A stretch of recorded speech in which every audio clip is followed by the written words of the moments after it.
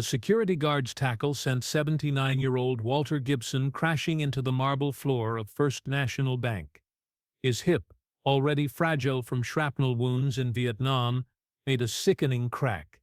Blood pooled from where his head hit the ground. The guard stood over him, knee pressed into his back, shouting, "Stop resisting!" Walter wasn't resisting. He couldn't. He was unconscious. But 15 customers in the bank weren't just customers. They were Army Rangers from Fort Benning, in town for training, and they'd just watched one of their own, a decorated Vietnam veteran, get brutalized for trying to cash his pension check. Staff Sergeant Rodriguez pulled out his phone and sent one message to his unit: "Bank. Now. Full squad." Within 10 minutes, 40 Rangers would surround the building. First National Bank of Columbus, Georgia, stood as a testament to old money and traditional values. Its granite columns and brass fixtures suggested stability and trust, but on this humid Thursday morning, those values would be shattered along with Walter Gibson's hip. Walter had been coming to this same bank for 20 years, always on the first of the month to cash his military pension check. At 79, he moved slowly but with purpose, his cane not just supporting his weight, but carrying the weight of memories from a war most Americans had forgotten. The cane itself was a piece of history, carved from Vietnamese teak wood by a local craftsman in 1969, a gift from villagers he'd helped protect from Viet Cong raids. This morning started like any other. Walter woke at 05:30 hours, a habit that 50 years of civilian life hadn't broken. He dressed carefully in his best clothes, khaki pants, a blue button-down shirt, and his veteran's cap with the Ranger tab he'd earned in. He ate breakfast, took his medications for the pain that never quite went away, and drove his old Ford pickup to the bank, arriving just as it opened at 9 a.m. The bank was busier than usual. A group of young men in civilian clothes were scattered throughout the lobby, some filling out forms, others waiting in line. Walter didn't pay them much attention. He'd seen enough young soldiers at Fort Benning to recognize military personnel even out of uniform, but his focus was on getting to the teller before the lines got too long. The new security guard, Derek Matthews, had been on the job for exactly 3 weeks. Fresh out of a failed attempt at police academy and burning with something to prove, he watched everyone who entered with the suspicious eyes of someone who saw threats everywhere. When Walter shuffled in with his cane, Matthews' hand instinctively moved to his taser. Matthews was 28, muscular, and convinced that his size and security uniform gave him authority over everyone in the building. He'd already had 2 complaints filed against him for aggressive behavior, but the bank manager, Harold Pearson, believed in giving people chances. That decision would cost the bank millions. Walter approached the teller line, reaching into his jacket pocket for his check and ID. That simple movement triggered Matthews' paranoia. In his mind, an elderly black man reaching into a jacket could only mean one thing. "Sir, stop right there," Matthews shouted, his voice echoing through the marble lobby. "Keep your hands where I can see them." Walter, slightly deaf from decades of artillery fire, didn't hear the command clearly. He continued reaching for his wallet, pulling out his pension check. To Matthews, this was defiance. To the 15 Army Rangers scattered throughout the bank, this was the beginning of something they'd seen too many times, a veteran about to be disrespected. Staff Sergeant Miguel Rodriguez, stationed near the loan officer's desk, noticed the situation first. He'd been at Fort Benning for 3 years, training the next generation of Rangers in urban warfare. Today was supposed to be a simple errand run during lunch break. He and 14 other Rangers from his training unit had stopped at the bank to handle various personal finances. Now he watched as the security guard advanced on an elderly man who was clearly just trying to conduct banking business. Matthews moved fast for his size. He crossed the 15 feet between his post and Walter in seconds, grabbing the elderly man's arm. "I said hands where I can see them." Walter, startled and confused, tried to explain. "Son, I'm just here to cash my check." But Matthews wasn't listening. He'd already decided Walter was a threat. With a move he'd practiced in his bedroom mirror, he swept Walter's cane away and executed what he thought was a textbook takedown. The tackle was violent and unnecessary. Matthew's 220 pounds slammed into Walter's frail frame, driving him into the marble floor with devastating force. The sound of impact, flesh and bone meeting stone, echoed through the bank. Walter's head bounced off the floor, his glasses shattering, blood immediately beginning to pool. His hip, weakened by decades-old shrapnel and arthritis, cracked audibly. Matthews pressed his knee into Walter's back, pulling out zip ties. "Stop resisting," he shouted, though Walter wasn't moving. He couldn't. The 79-year-old veteran was unconscious, his body limp, blood spreading across the white marble in a growing crimson pool. The bank fell silent for exactly 2 seconds. Then 15 men moved simultaneously. They didn't run.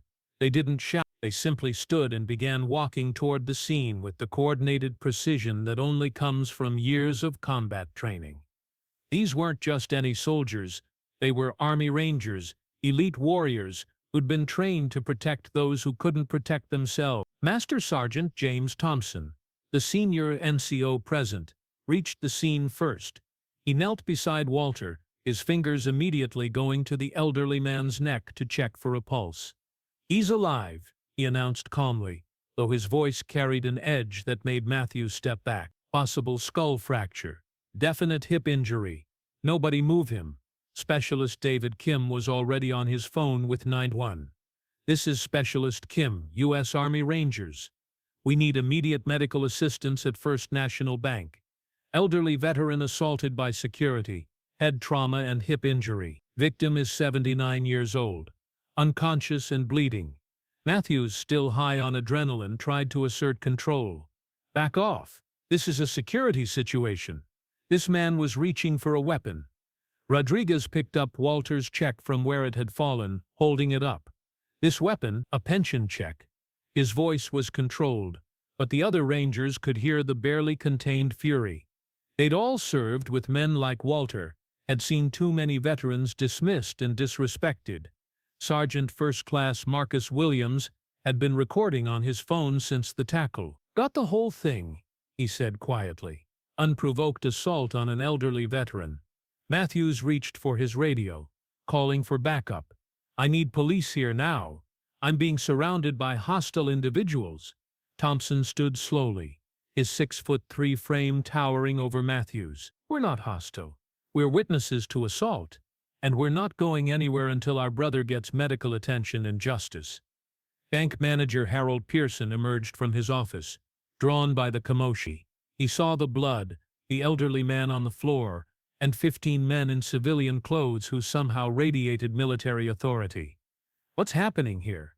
"Your security guard just assaulted a customer," Rodriguez said, his phone out, already typing. A 79-year-old veteran trying to cash his pension check. He hit send on his message to the Ranger group chat. "First National Bank. Need all available. Elder veteran down." The response was immediate. Rangers from Fort Benning who were off duty, on lunch or between training sessions, began heading toward the bank. Within minutes, the first additional Rangers arrived. Then more, and more. Outside, something unprecedented was happening. Rangers were arriving and taking positions around the bank's perimeter. They didn't block entrances or threaten anyone. They simply stood at attention, facing the bank, creating a human barrier of silent witness. 10 Rangers, 20, 30. By the time the police arrived, 40 Army Rangers surrounded First National Bank in perfect formation. Inside, Walter was regaining consciousness, groaning in pain. Thompson knelt beside him. "Don't move, Sergeant. We've got you. You're safe now." Walter's eyes, clouded with pain and confusion, focused on Thompson's face. "Rangers?" he whispered. "Yes, Sergeant. Rangers. You're one of us, aren't you?" Walter tried to nod but winced. 75th Regiment, Vietnam, 68-7. The information rippled through the Rangers present. This wasn't just any veteran. This was one of the original Rangers. From the regiment's earliest days in Vietnam, Specialist Kim quickly searched military databases on his phone. Found him. Sergeant First Class Walter Gibson, 75th Rangers, 1968-1970. 3 tours. Silver Star for action at Firebase Ripcord. 3 Purple Hearts. 2 Bronze Stars. He paused, reading further. Jesus Christ. He was part of Operation Desert One. He's Ranger royalty. The atmosphere in the bank shifted. These young Rangers weren't just protecting any veteran, they were protecting living history. A man who'd helped build the legacy they now carried. Matthews, sensing the change, tried to justify his actions. He wasn't complying with security protocols. He could have been anyone. How was I supposed to know he was military? Thompson turned on him with barely controlled rage. How about asking? How about treating an elderly man with basic human dignity? How about not slamming a 79-year-old onto marble because he moved too slowly for your liking? The police arrived in force, expecting a hostage situation based on Matthews' panicked calls. Instead, they found 40 soldiers standing peacefully outside a bank, and inside, a crime scene where the victim was an elderly veteran and the perpetrator was a security guard. Lieutenant Colonel Sarah Morrison, the highest-ranking ranger present, had arrived and taken charge. She approached the police captain with military bearing. "Captain, I'm Lieutenant Colonel Morrison, U.S. Army Rangers. We have a situation that needs immediate attention. One of our veterans has been assaulted." The captain looked at the scene. The blood on the floor, the elderly man being tended by soldiers, the security guard looking increasingly panicked. "Ma'am, we need to clear the building and investigate." "Negative, Captain," Morrison said firmly. "We have 15 witnesses, video evidence, and a severely injured veteran. We're not leaving until he's safely transported to medical care and we have assurance that charges will be filed." The EMTs arrived and began treating Walter, but they faced a problem. His hip was definitely broken, and moving him risked further injury. One of the Rangers, Staff Sergeant Martinez, was also a trained combat medic. "Let me assist," he said, showing his credentials. "I've handled similar injuries in Afghanistan." As they carefully prepared Walter for transport, he grabbed Thompson's hand. "My check," he whispered. "Need to pay rent." Thompson's eyes filled with tears. This man had served his country, been wounded in combat, and was still worried about a pension check. "We'll take care of it, Sergeant. Everything will be taken care of." Harold Pearson, the bank manager, was in full damage control mode. "This is all a misunderstanding," he kept saying. Matthews was just following security protocols. Rodriguez pulled up Walter's information on his phone. "Pearson, are you aware that your security guard just assaulted Sergeant First Class Walter Gibson, recipient of 2 Bronze Stars, 3 Purple Hearts, and a Silver Star for valor? He served 3 tours in Vietnam with the 75th Rangers, was wounded 4 times, and has been banking here for 20 years. The color drained from Pearson's face as he realized the magnitude of the situation. This wasn't going to be quietly swept away. This was going to be national news. As Walter was being loaded into the ambulance, more Rangers continued arriving. The 40 surrounding the building had grown to 60. They began a tradition that would be remembered for years. One by one, each Ranger walked to the ambulance, saluted Walter and said, "Rangers lead the way." Walter, despite his pain, tried to return each salute, tears streaming down his weathered face. These young warriors were honoring him, protecting him, standing for him when he couldn't stand himself. The local news crews had arrived, drawn by rows of soldiers surrounding a bank. When they learned the real story, that Rangers were protecting one of their own after he'd been brutally assaulted, the coverage exploded. Within hours, justice for Walter was trending nationally. At the hospital, doctors confirmed the severity of Walter's injury. His hip was shattered, requiring immediate surgery. He had a severe concussion and multiple lacerations. At his age, these injuries could be life-threatening. The Rangers maintained their vigil, ensuring at least 4 were always present in rotating shift. Lieutenant Colonel Morrison coordinated with Fort Benning's command. "Sir, we have a situation. One of our Vietnam-era Rangers was assaulted by bank security. The men have responded decisively. The commanding general's response was immediate. Give them whatever support they need, and make sure that veteran knows the entire Ranger regiment stands with him."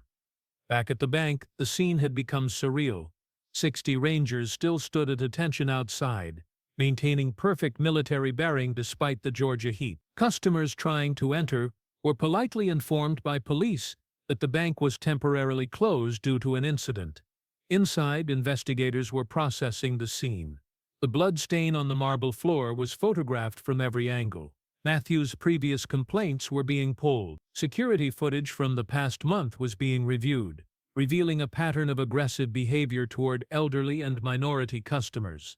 Matthews was arrested on charges of aggravated assault, with federal hate crime enhancements being considered. As he was led away in handcuffs, he had to walk through a gauntlet of 60 rangers, all standing at attention, their silence more damning than any words. The video, which clearly showed an unprovoked attack on an elderly man trying to conduct routine banking, went viral within hours. 12 million views in the first week. The image of 60 rangers surrounding a bank to protect one elderly veteran became iconic. But the rangers weren't done.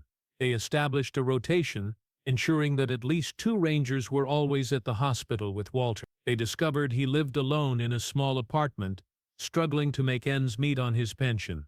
His wife had died 5 years earlier, his children lived in different states, and he'd been too proud to ask for help. Within days, a GoFundMe campaign started by the Rangers had raised over. Messages poured in from around the world, from active duty soldiers, veterans, and civilians moved by the story. But more importantly, the Rangers made sure Walter was never alone again. Lieutenant Colonel Morrison visited Walter after his surgery. Sergeant Gibson, the Rangers take care of their own. Your medical bills are covered. Your rent is paid for the year, and when you're ready, we have a place for you at the Ranger Memorial Foundation Assisted Living Facility. You'll never struggle alone again. Walter wept open. I didn't ask for any of this. You didn't have to, Morrison replied. You earned it 50 years ago in Vietnam. We're just sorry it took this long to pay you back.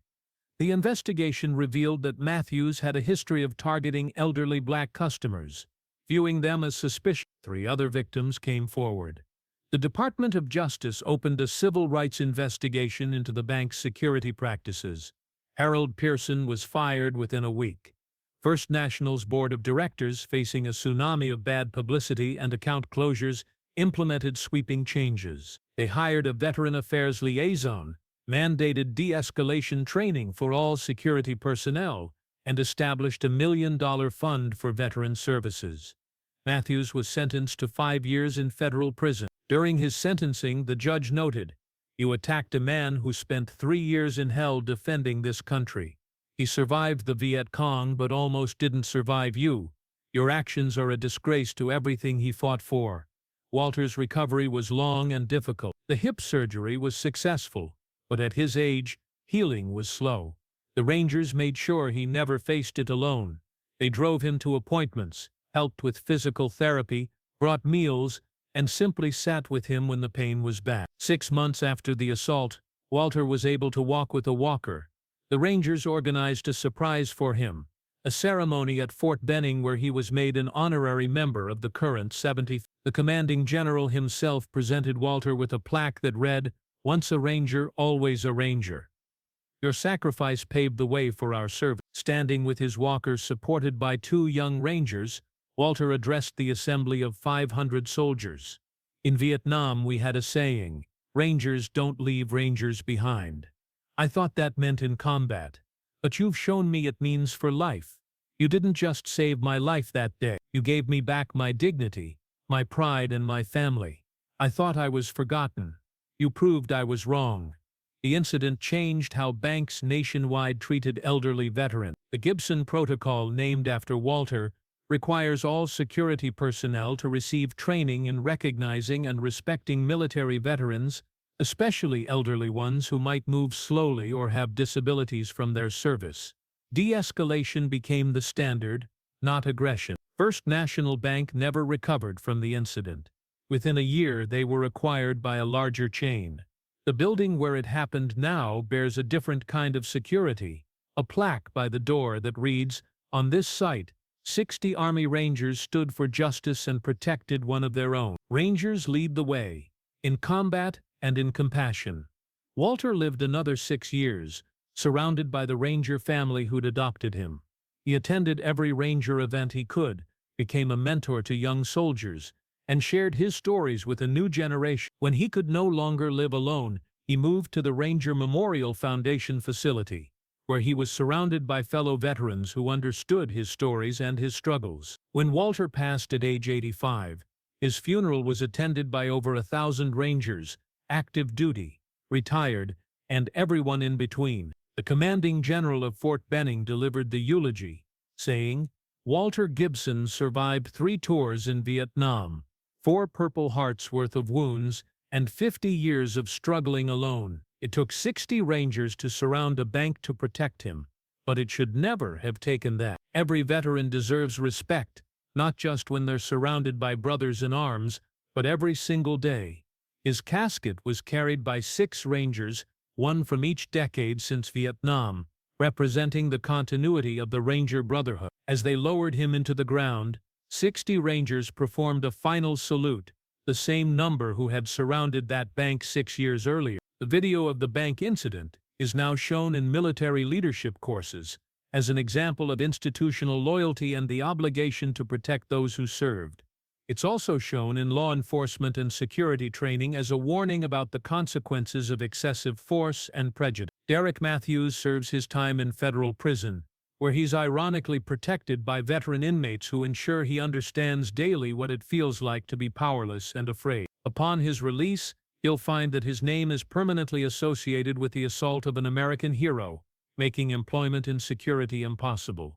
If this story moved you, remember that elderly veterans in your community might be struggling in silence. They've earned our respect, our support, and our protection. One moment of standing up for them can change their entire life. Subscribe for more stories of military brotherhood and civilian courage. Rangers, lead the way.